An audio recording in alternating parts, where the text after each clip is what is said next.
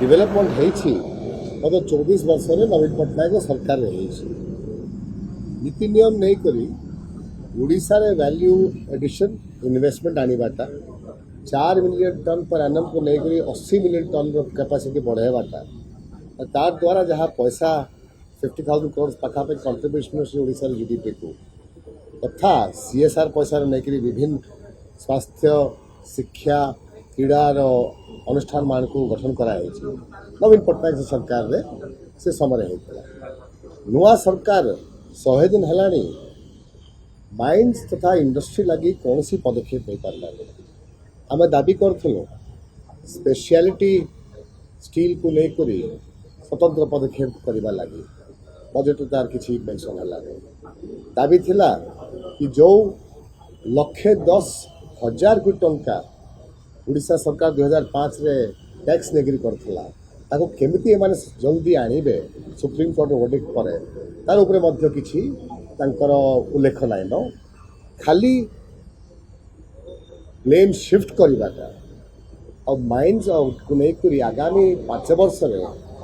BJP सरकार केमिति ओडिशार अर्थनीति को बढ़ेब ता विषय किसी कहलानी तेणु ताकू लेकर आम दलटा आज वर्कआउट कर आज भी डिबेट रे कथा पड़ी डीएमएफ डिस्ट्रिक्ट मिनरल फंड अच्छी सीएसआर कॉर्पोरेट सोशल रिस्पांसिबिलिटी अच्छी सीएसआर को व्यवहार करिवार अधिकार कंपनीज रो मध्य रहे और ओडिशा रे प्रत्येक कंपनी 200 ରୁ 500 टंका देइछंती विभिन्न क्रीड़ा अनुष्ठान को बनवा लगी कलिंगा स्टेडियम रे हो ना अन्य जगह रे ना हेल्थ केयर आउ एजुकेशन इंस्टीट्यूट बनवा लगी डिस्ट्रिक्ट मिनरल फंड कोन है छी कि माइंड्स ता कॉन्सेंट्रेट अछि 2-4 जिल्ला रे और सेठे अधिकांश पैसा आसी आइथिला तो डिस्प्लेसमेंट